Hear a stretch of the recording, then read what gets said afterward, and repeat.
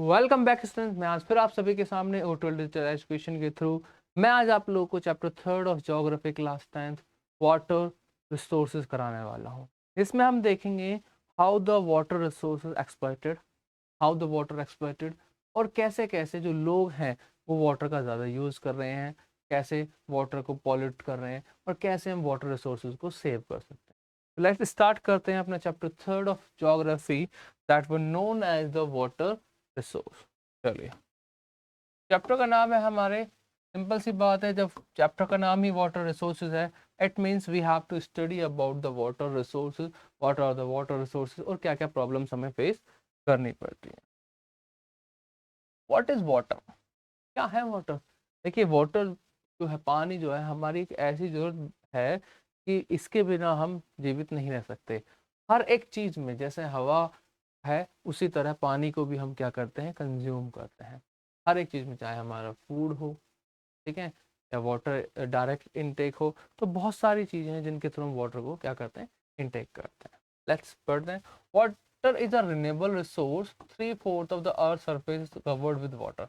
Water कैसे एक renewable resources है, क्या रिन्यू किया जा सकता है, और ये क्या है, 3/4 ऑफ अर्थ जो सरफेस है कवर्ड किससे है, वाटर से है। But only a small proportion of its account for fresh water that can be put to use. देखो, अर्थ के ऊपर 3/4 ऑफ क्या है, वाटर है, बट फिर भी क्या है, ओनली जो है हम लिटिल बिट ऑफ इट जो वाटर है उसको हम क्या कर सकते हैं, यूज कर सकते हैं हम अपने यूज के लिए, पर्पस के लिए, फ्रेश वाटर के लिए। This fresh water is mainly obtain from services surfaces. और ये जो फ्रेश वाटर है बेसिकली हमें कहाँ से मिलता है, it gain from the surface. ठीक है, कहाँ से मिलता है, सरफेस से। Facts and the figures when we look about the water, 96.5% of total volume of world's water is estimated to exist at oceans and only 2.5% is fresh water।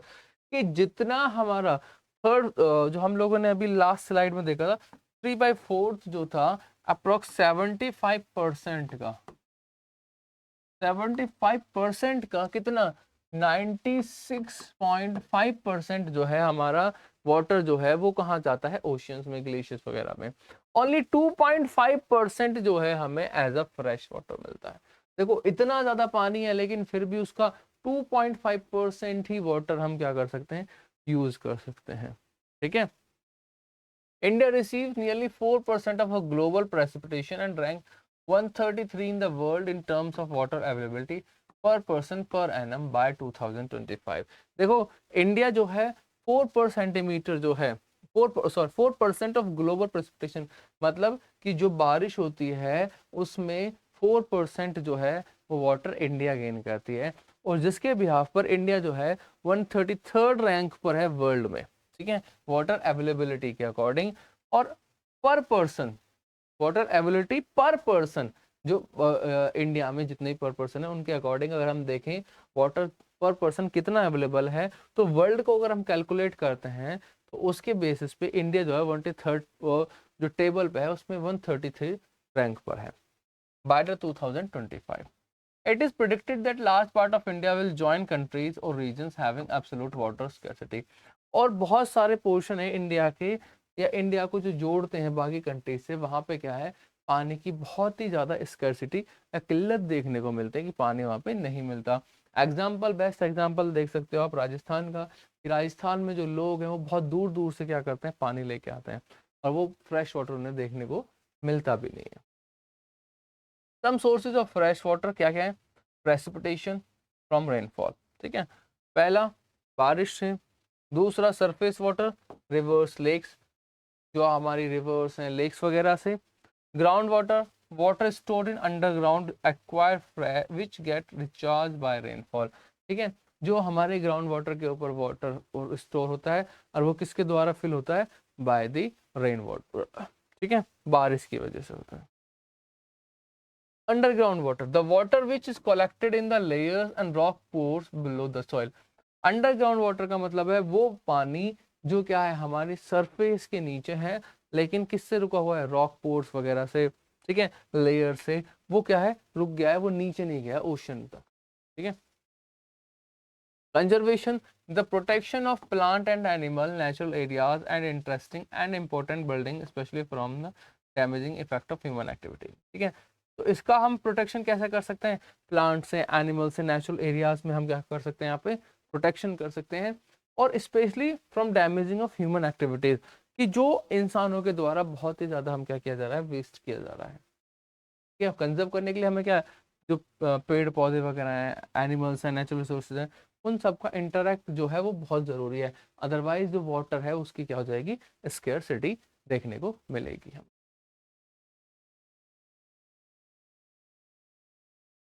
What is water scarcity? Water scarcity का मतलब है जब क्या हो जाए? पानी की shortage हो जाए, कमी हो जाए, तो उसे कहते हैं water scarcity. Water scarcity mean the shortage of water. जब भी पानी की कमी होती है उसे हम कहते हैं वाटर स्केर्सिटी। ठीक है, अभी करंटली में न्यूज़ चल रहा है इंडिया, उसमें दिल्ली में बहुत ही ज़्यादा पानी की किल्लत देखने को मिल रही है। पानी नहीं मिला, फ्रेश वाटर नहीं मिल रहा है। क्यों? क्योंकि जो ग्राउंड लेवल है वो बहुत एक्सपेक्ट हो गया है, बहुत नीचे पहुंच गया है, लोगों के पास पानी की अवेलेबिलिटी नहीं है, और एमसीडी वगैरह अच्छे से प्रोवाइड करा नहीं पा रही है। कॉजेज ऑफ वाटर स्कैरसिटी, क्या कारण है वाटर स्कैरसिटी के? लार्ज ग्रोइंग पॉपुलेशन, सबसे पहला रीजन तो ये कि भैया पॉपुलेशन डे बाय डे क्या हो रही है? हमारी इंक्रीज हो रही है। जितनी ज्यादा पॉपुलेशन इंक्रीज होगा उतना ही पानी का कंजप्शन भी इंक्रीज होगा।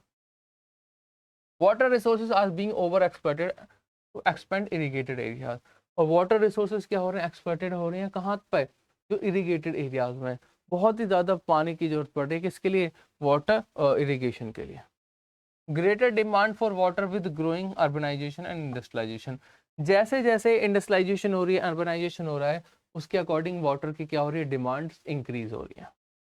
Unequal access to water among different social groups, और अनइक्वल एक्सेस, कि हर एक को क्या है? एक्सेस नहीं मिल रहा है वाटर को।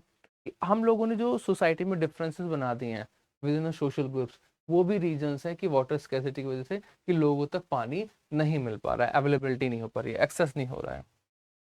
Excessive use of water by industries, बहुत ही ज्यादा, कि इंडस्ट्रीज में पानी का जो है यूज बहुत ज्यादा होता है। किसके लिए? To produce the final goods वगैरह, कुछ भी जो मैन्युफैक्चर करने के लिए, प्रोड्यूस करने के लिए पानी की बहुत ही ज्यादा क्या होती है? खपत होती है, यूज होता है बहुत लार्ज अमाउंट में। Over exploitation of water in urban areas, simple सी बात है, अर्बन एरियाज में ओवर एक्सप्लॉयटेशन होता है। किसका? पानी का। कैसे होता है? कि वहां पे जरूरत थोड़ी सी वाटर की, लेकिन यूज कर रहे हैं वो ज्यादा। ठीक है, और जिसकी वजह से वाटर स्कैसिटी बढ़ती जाती है। यहाँ पे urban areas as well as rural areas भी कर लीजिए। ठीक है, सिर्फ अर्बन एरियाज में नहीं, आज प्रेजेंट डे में हमें रूरल एरियाज में भी देखने को जरूरत मिलेगी, कि जहाँ जरूरत हमें किसकी है? 50 लीटर की है, वहां पे हम 250 या 500 लीटर्स वाटर क्या करते हैं? यूज करते हैं। Main causes of water pollution. ठीक है, मेन कॉजेज वाटर पॉल्यूशन। अब जो वाटर की स्कैसिटी है उसमें से वाटर पॉल्यूशन भी है। अब रीजंस क्या है पॉल्यूशन के? देखते हैं।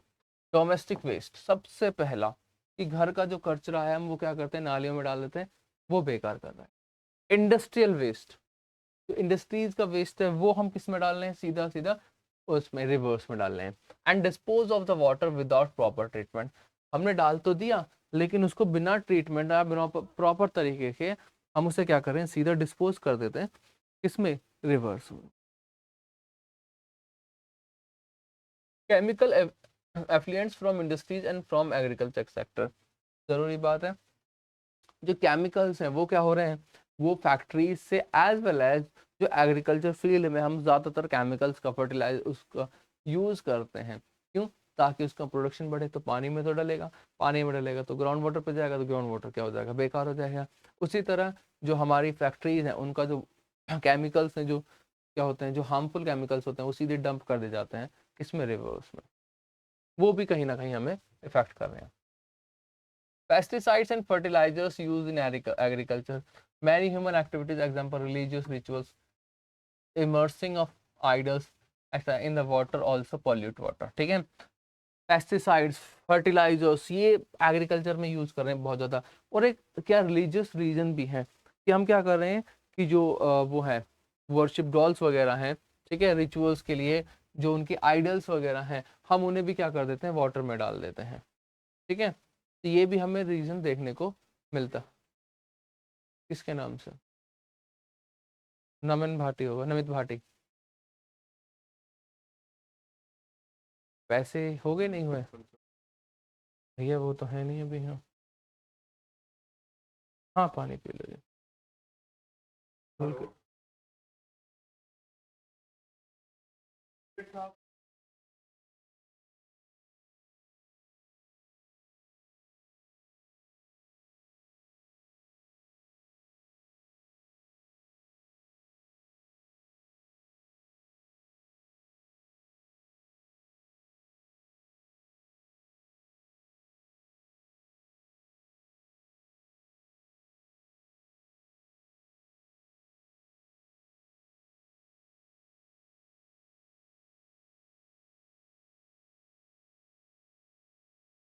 ठीक है, तो वहां पे क्या हो रहा है, जो आइडल्स वगैरह हम क्या कर देते हैं, रिवर्स वगैरह में डाल देते हैं, वो भी क्या करती हैं, वाटर को पॉल्यूट करने का काम करते हैं। क्योंकि हम लोग क्या करते हैं, हमें रिलीजियस थिंग्स करते हैं, बट क्या होता है, कहीं ना कहीं इन्फ्लुएंस जो वाटर जो होता है हमारे, उसे पॉल्यूट करती है इनडायरेक्ट वे में। Reasons for the need of conservation. अब देखो, जब इतना ज्यादा पॉल्यूशन करेंगे हम, इतना ज्यादा वाटर की स्केर्सिटी आएगी, तो हमें वाटर को क्या भी करना पड़ेगा, कंजर्व करना पड़ेगा। ठीक है, तो सिंपल सी बात है, कंजर्व करने के लिए हमें कुछ मेजर्स लेने पड़ेंगे। अब वो देखते हैं मेजर्स क्या है। Water resources are limited and over requirements are increasing day by day. ठीक है, वाटर रिसोर्सेज क्या हो गए, लिमिटेड है, और हमारी जो जरूरतें, जो डिमांड है, वो क्या हो रही है, डे बाय डे इंक्रीज हो रही है। पहला रीजन सही है, पर डिमांड बढ़ेगी तो रिसोर्सेज उतने हैं, तो हमें क्या है, जरूरत है क्या करने की, वाटर को कंजर्व करने की। Most of our resources are polluted and unsuitable for drinking and other purposes. ज्यादातर जो रिसोर्सेज है हमारे पॉल्यूटेड हो गए हैं और अनसुटेबल हैं, किस चीज के लिए, हमारे ड्रिंकिंग पर्पसेज के लिए। जब पीने के लिए पानी ही नहीं बचेगा तो करोगे क्या, सिंपल सी बात है, जब पीने के लिए पानी नहीं बचेगा। To safeguard our self from health hazard, अपने आप को बचाना किससे, जो हेल्थ हजार्ड्स हो रहे हैं, जो नई नई बीमारियां आ रही हैं। ठीक है, जैसे हेयर फॉल किया गया है, स्किन प्रॉब्लम्स आ रही हैं, आजकल जो न्यू जनरेशन आ रही है उसमें बहुत सारी प्रॉब्लम डिसीजेज हो रही हैं, उनकी इम्यूनिटी पावर ज़्यादा क्या नहीं है, स्ट्रांग नहीं है, वीक होती जा रही है। तो ये सारी प्रॉब्लम्स कहीं ना कहीं वाटर से भी आ रही हैं हमारी। ठीक है, to ensure food security and to continuation of our livelihood, क्या है कि हमें अपनी फूड सिक्योरिटी रखनी है और जीने लिवलीहुड जो है वो कंटिन्यू प्रॉपर करना है।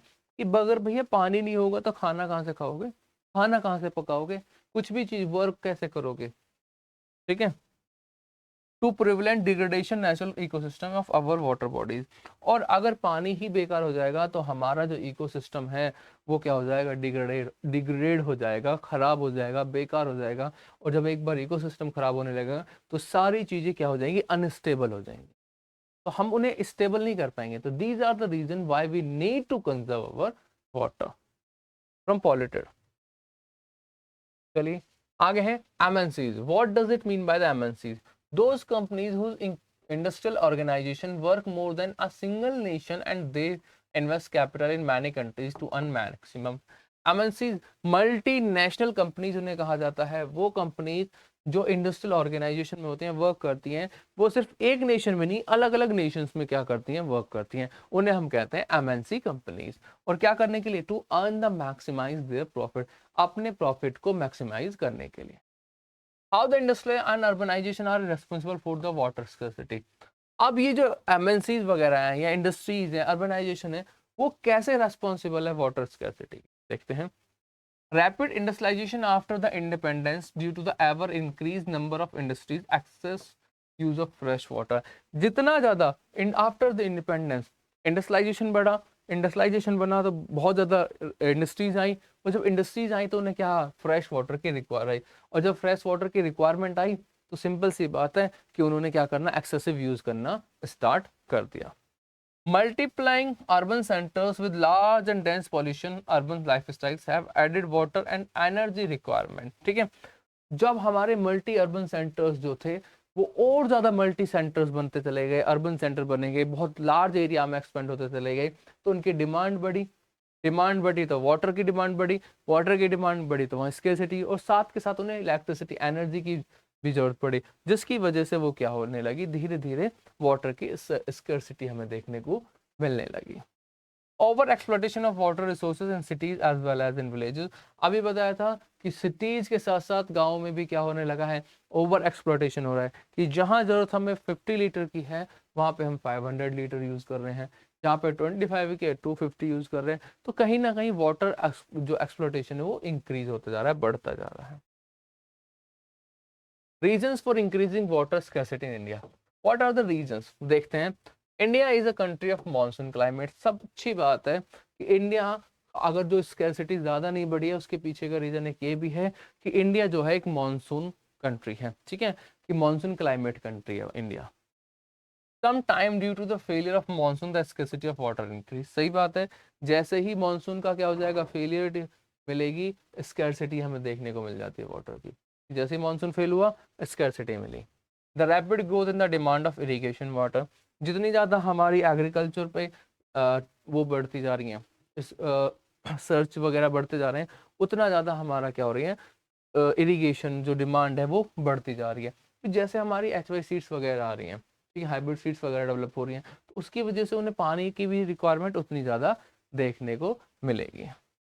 Due to the industrial activities downfall of underground water, जैसे जैसे इंडस्ट्रियल एक्टिविटीज बढ़ती जा रही हैं तो जो ग्राउंड वाटर का जो वो है लेवल है वो क्या होता जा रहा है, आपका डिक्रीज होता जा रहा है। Growing pressure on the water resources due to the pace of urbanisation, जैसे जैसे प्रेशर बढ़ता जा रहा है रिसोर्सेज पे, तो urbanisation due to the urbanisation, तो जो वाटर का जो लेवल है वो क्या होता जा रहा है, वो डिक्रीज होता जा रहा है, वाटर रिसोर्सेज डिक्रीज हो रहे हैं। Meet the needs of growing population, ठीक है, जो हमारी पॉपुलेशन बढ़ रही है जितनी ज़्यादा, उतना ज़्यादा पानी की जरूरत होगी, उतनी रिक्वायरमेंट होगी, जितना पानी हमारी क्या होगी, पॉपुलेशन बढ़ेगी। और जब पॉपुलेशन बढ़ रही है, वाटर की नीड बढ़ रही है, तो वाटर स्केर्सिटी देखने को मिले, क्योंकि रिसोर्स तो उतना ही है, कंजप्शन बढ़ रहा है, रिन्यू तो हो रहा है लेकिन वो धीरे धीरे हो रहा है, इतना ज्यादा लार्ज एरिया, इतना ज्यादा रिन्यू नहीं हो रहा कि जितना हम लोग कंज्यूम कर रहे हैं अपने। अगर इतना होने लगे कि जितना हम कंज्यूम कर रहे हैं और उतना ही रिन्यू होने लगे, तो हमारी स्केर्सिटी देखने को नहीं मिलेगी। हाइड्रो इलेक्ट्रिसिटी, हाइडल पावर, जो हम लोगों ने देखा होता है कि जो हम इलेक्ट्रिसिटी जनरेट करते हैं किसके थ्रू, वाटर के थ्रू। अब वो कैसे डैम्स वगैरह बनाते हैं, जैसे पिक्चर में भी आपको दिख रहा है, ये डैम है, पानी आ रहा है, यहाँ पे नीचे मोटर्स लगा दिए जाएंगे, वो सर्कुलेट होंगे, तो ये भी कहीं ना कहीं वाटर स्कैर्सिटी का कारण है। Electricity generation from the flowing water rivers by throwing it from height, देखो जब पानी ऊपर से हाइट से फेंका जाता है और वो मोटर्स को चलाने का काम करते हैं, वर्क करते हैं, जिसकी वजह से हम देखते हैं कि वहाँ पे इलेक्ट्रिसिटी जनरेट होती है।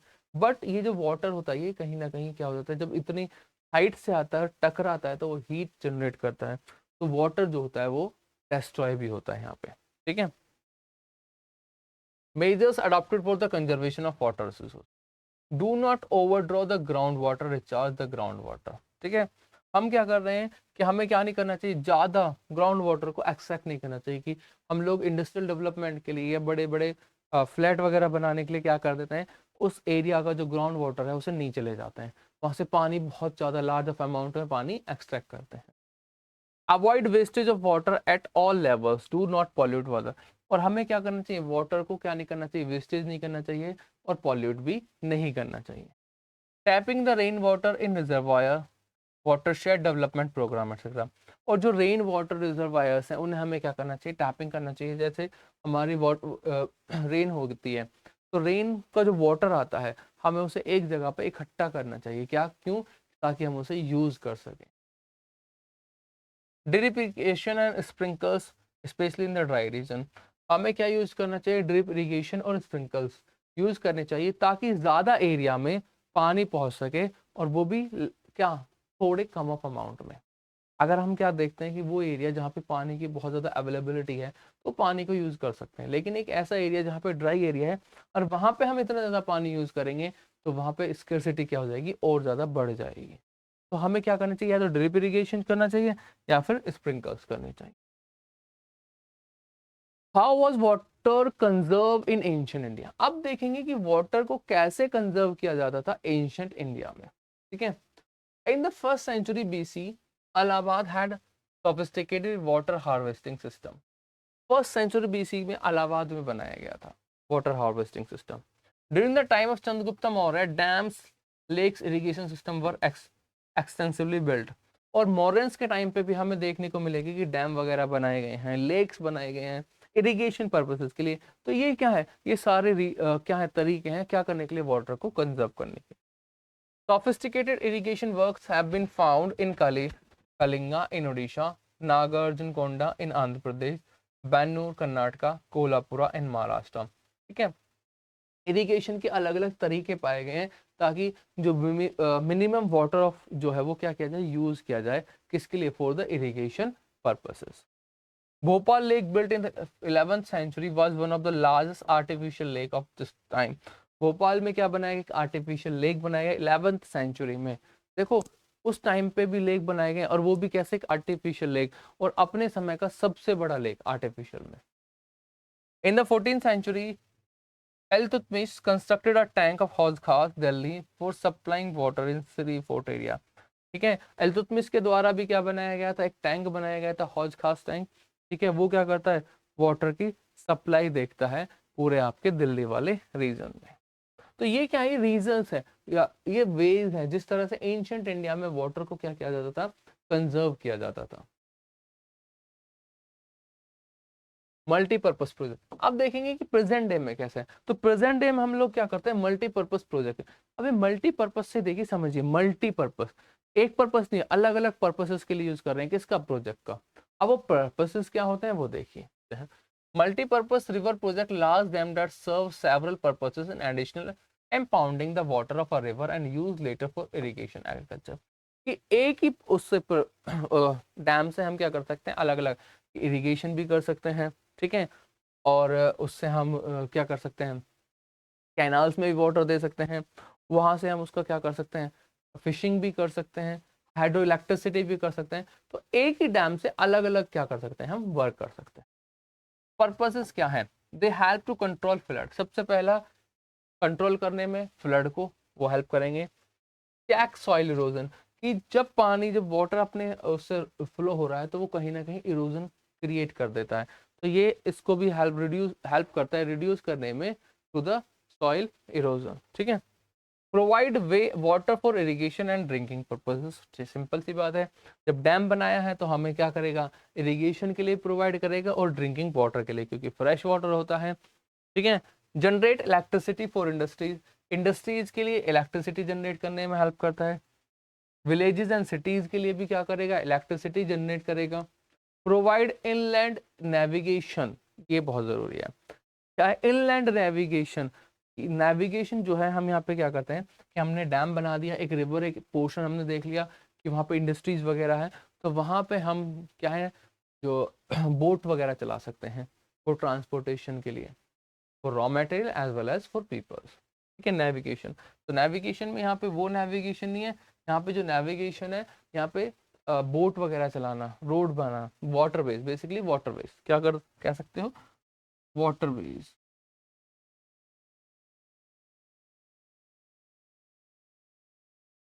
ठीक है, क्या है, वाटर बेस।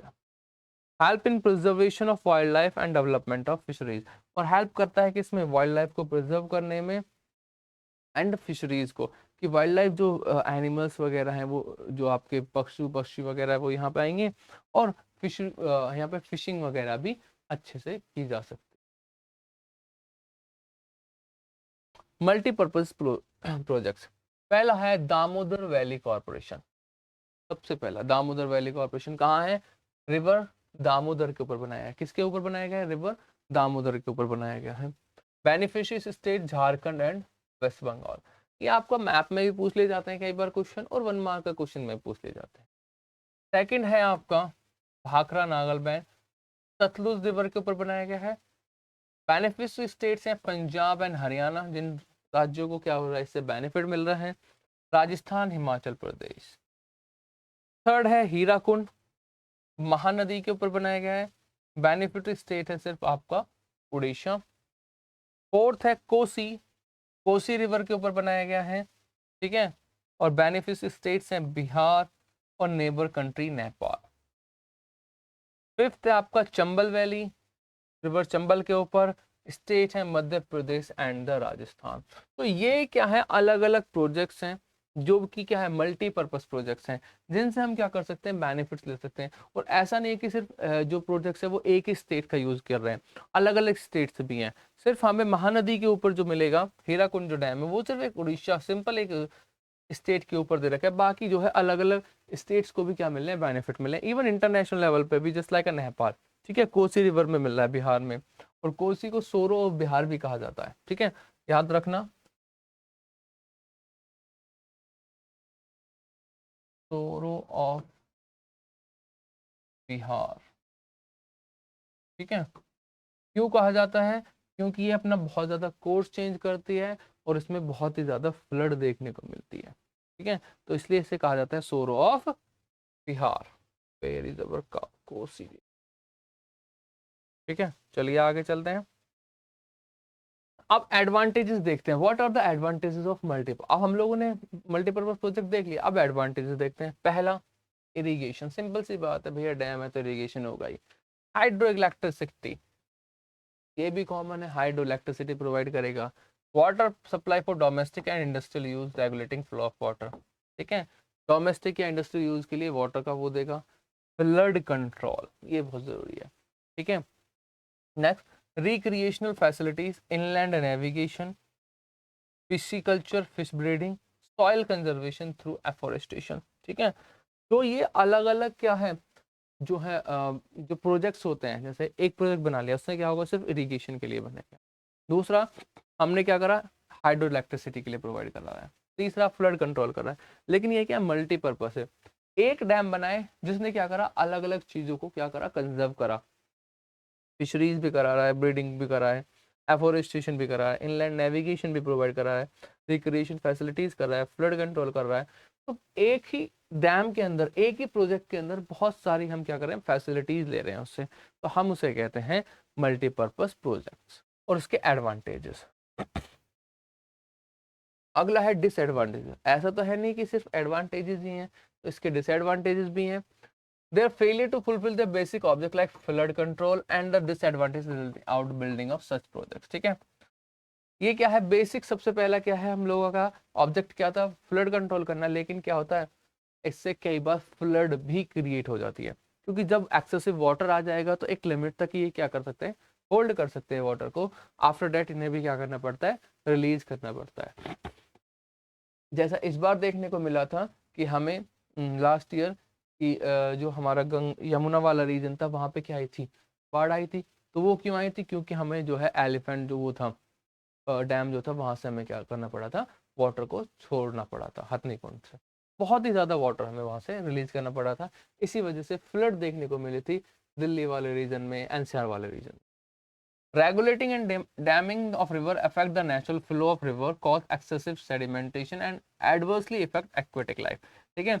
अब हमने क्या करें, एक रिवर का जो नेचुरल फ्लो है उसे इफेक्ट कर रहे हैं, तो वहां का जो क्या होगा, एक्वेटिक लाइफ होगी, उस वो भी इफेक्ट करेगी, एज वेल एज आसपास का जो एनवायरमेंट है, इकोसिस्टम, वो भी इफेक्ट होता है।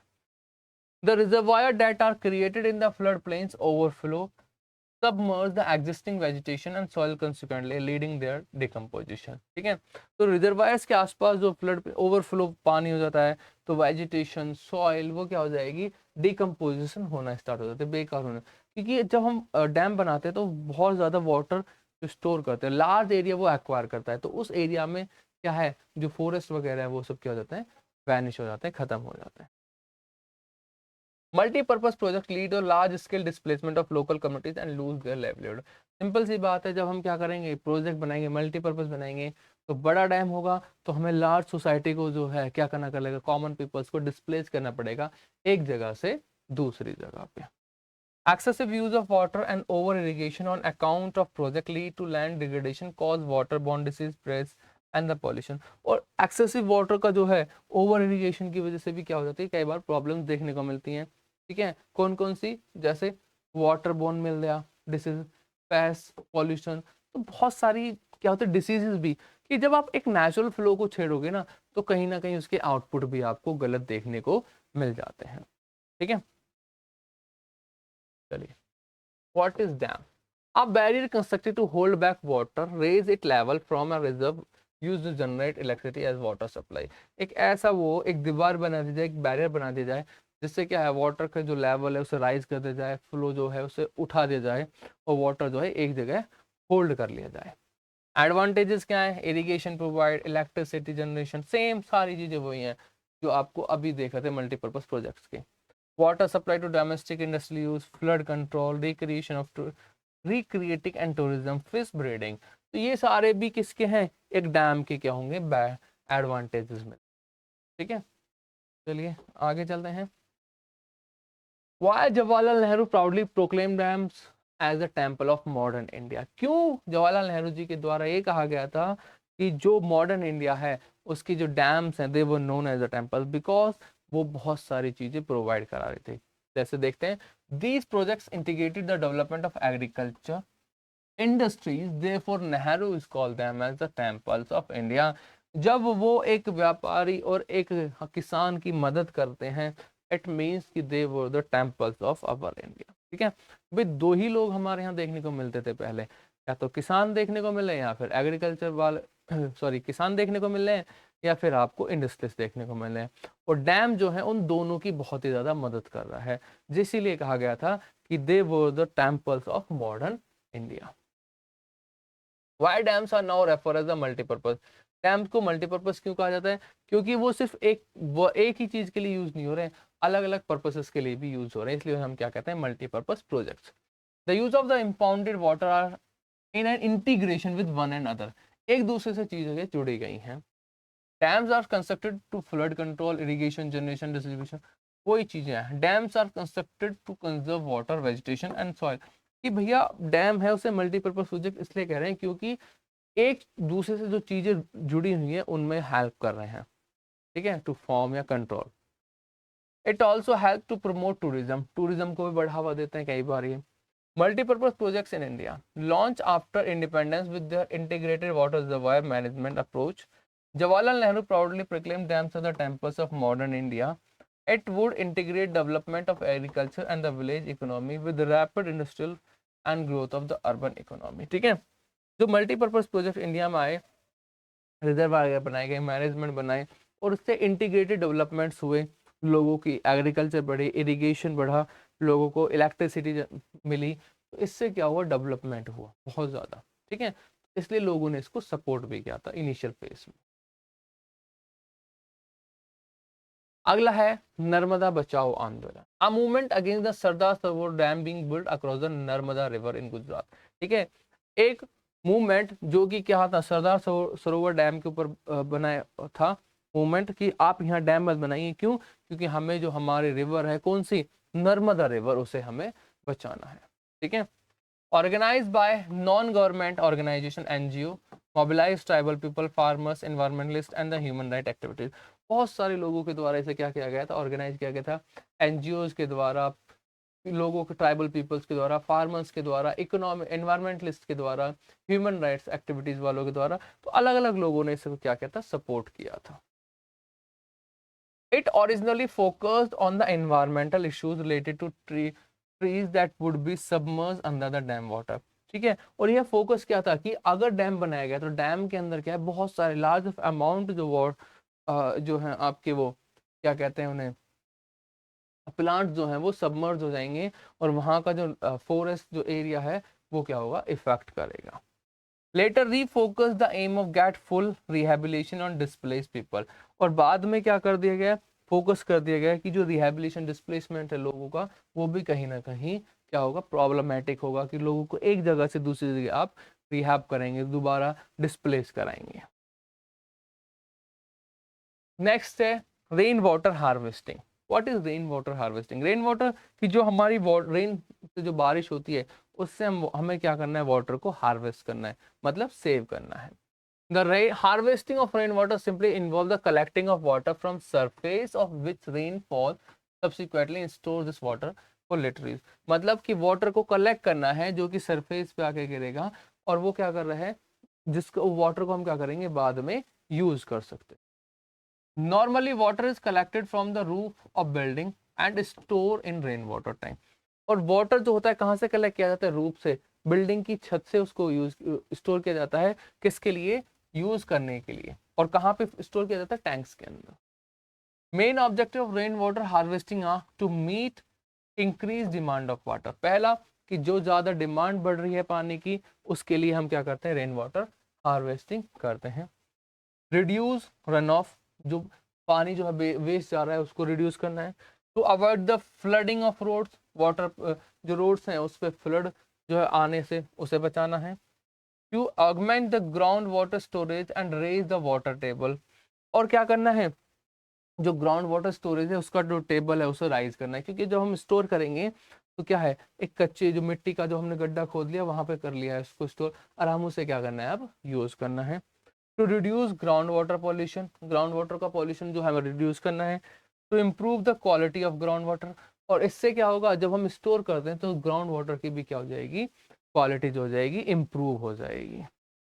The supplement domestic water required during summer and dry spell, और जो ये वाटर है हम इसको क्या यूज कर सकते हैं? जब हमारे समर्स में वाटर की क्या हो जाएगी? स्कैसिटी हो जाएगी, कमी हो जाएगी, तो उस टाइम पे हम इस वाटर को भी यूज कर सकते हैं। तो इसलिए हम क्या करते हैं? रेन वाटर का हार्वेस्टिंग करते हैं। Methods for rain water harvesting, peoples build diversion channels like guls kuls on western Himalayas. जो गुल्स कुल्स हैं वो क्या है? हिमालयाज के ऊपर बनाए जाते हैं ताकि वो क्या कर सकें? रेन वाटर को हार्वेस्ट कर सकें। Roof top rain water harvesting, जैसे यहाँ पे देखने को मिल रहा है, यहाँ पे बारिश हो रही है, यहाँ से पानी आ रहा है और टैंक में यहाँ पे स्टोरेज हो रहा है, तो इसे कहते हैं roof top rain water harvesting. Underground tanks और tankas for storing drinking water in Bikaner, Phalodi and Barmer. ठीक है, क्या होता है? अंडरग्राउंड बना दिए गए, जैसे यहाँ से पानी आया छत से, रूफ टॉप से नीचे की तरफ, और यहाँ पे हमने क्या कर दिया? गड्ढे खोद दिए गए। ठीक है, वहां पे टैंक्स बना दिए गए, तो वहां पे वाटर को क्या किया जाएगा? स्टोर किया जाएगा। Bamboo drip irrigation system in Meghalaya, bamboos के थ्रू ड्रिप इरिगेशन सिस्टम जो है उससे कंजर्व कर रहा है कि हमने बैम्बू से वाटर जो ले लिया, कि जो बैम्बू होती है वहां से वाटर आ रहा है, वहां से वाटर को क्या कर रहे हैं? हम सेव कर रहे हैं। Rooftop rainwater harvesting. Rainwater harvesting is the technique through which the rainwater is captured from the roof catchments and store in reservoir. ठीक है, वही बात है कि रूफ टॉप से हमने वाटर को कैचमेंट्स में क्या करने है? रिजर्व कर लिया, ताकि हम उस वाटर को हम क्या कर सकते हैं? इन फ्यूचर यूज कर सकते हैं। चलिए आगे देखते हैं। Bamboo drip irrigation system, tapping stream and spring water irrigation by using bamboo pipe. ठीक है, बैम्बू से हमने पानी यहाँ से डाला और यहाँ पे ड्रिप इरिगेशन के थ्रू हम क्या कर रहे हैं? वाटर की सप्लाई कर रहे हैं। जैसे ये होल्स जो हैं, होल्स जो दिख रहे हैं, इससे क्या हो रहा है? वाटर जो है बहुत थोड़ा थोड़ा ड्रिप्स में जा है पानी जा रहा है। Palar pani, the rain water which is store underground tanks, portable water, it is called palar pani. ठीक है, जो रेन वाटर हमने स्टोर किया अंडरग्राउंड में उस टैंक्स के अंदर, तो जो पोर्टेबल वाटर होता है उसे हम कहते हैं पलर पानी। सिग्निफिकेंस ऑफ दिस पानी is arid region of Rajasthan, और ये कहाँ पे किया जाता है? एरिड रीजन्स में, जैसे राजस्थान वाले एरिया में। In this arid region Rajasthan, it is important of following veg. It is the main source of drinking water when the all sources have dried up. ठीक है, जो पानी इस टाइम पे, जो पलर पानी में जो पानी रखा जाता है, स्टोर किया जाता है, ये एक ऐसा वाटर, रेन वाटर है जिसे क्या करते हैं? स्टोर करते हैं। किसके लिए? For the drinking purposes. It is considered the pursuit from drinking water. In summer these tanks would keep the underground rooms cool adjoining them clean, और ये क्या करते हैं? अंडरग्राउंड वाटर जो है रूम्स को गर्मियों में क्या करते हैं? ठंडा भी रखने में हेल्प करते हैं। Effects of over irrigation, this has a greater ecological consequences like fertilisation of the soil. ठीक है, अगर हम ज्यादा इरिगेशन करेंगे तो उससे क्या होता है? सॉइल की जो फर्टिलिटी वो क्या हो जाती है? कम हो जाती है, खराब हो जाती है। Decrease the soil fertility, soil की क्या हो जाएगी? फर्टिलिटी वो भी क्या हो जाती है? खराब हो जाती है। Lead to the waste of water scarcity, और यहाँ से हमें देखने को मिलेगा कि वाटर की स्कैरसिटी जो हो जाती है वो बढ़ जाती है। ठीक है, जब हम ओवर इरिगेशन करते हैं। तो आपको जो चैप्टर है यहीं कंप्लीट होता है। आप लोगों के लिए हम लोगों ने डाउट क्लासेस रखी हुई हैं, जो कि सैटरडे संडे आप लोग हमसे डाउट पूछ सकते हैं। और आप लोग के लिए डाउट क्लासेस के हम लोगों ने डाउट ग्रुप्स बना रखे हैं, व्हाट्सएप ग्रुप्स बना रखे हैं, उनके लिंक्स आपको हमारे डिस्क्रिप्शन बॉक्स में देखने को मिल जाएंगे। आज के लिए आपकी क्लास इतनी है। Thank you and have a nice day.